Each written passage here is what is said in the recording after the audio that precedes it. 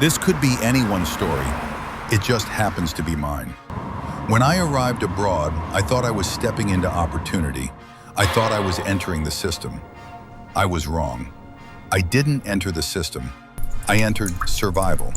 And survival doesn't care about dreams. It only cares about today. Nobody talks about the first real moment. Not the airport photos, not the smiling calls back home.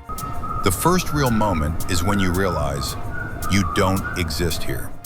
No documents, no protection, no structure, just urgency.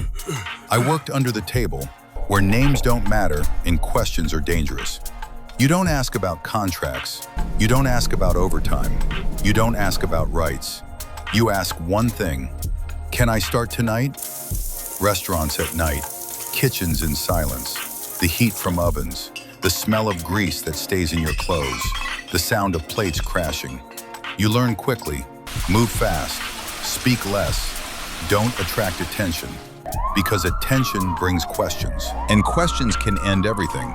No contracts, no rights, just cash and fear. If you fall sick, you disappear.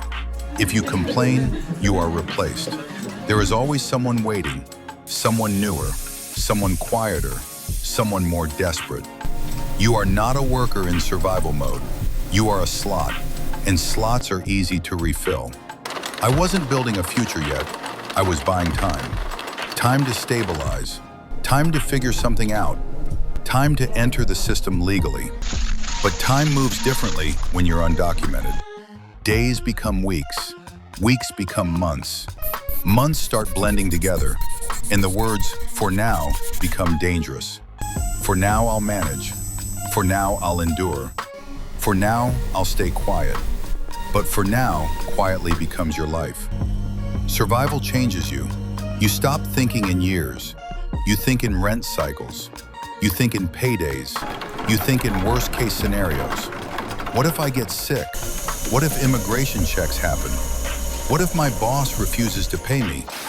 You live alert, always alert, even when nothing is happening. That kind of alertness rewires you. You laugh less freely. You trust less easily. You speak more carefully. Not because you want to, because you have to. And the hardest part? People back home think you've made it. They see foreign streets. They see filtered smiles. They see abroad. They don't see the night shifts. They don't see the anxiety when police cars pass by. They don't see the fear of getting sick without coverage. You become physically present, but legally invisible. Before survival, I had clear dreams, plans, ambition, but survival narrows your world. You don't dream big, you dream safe.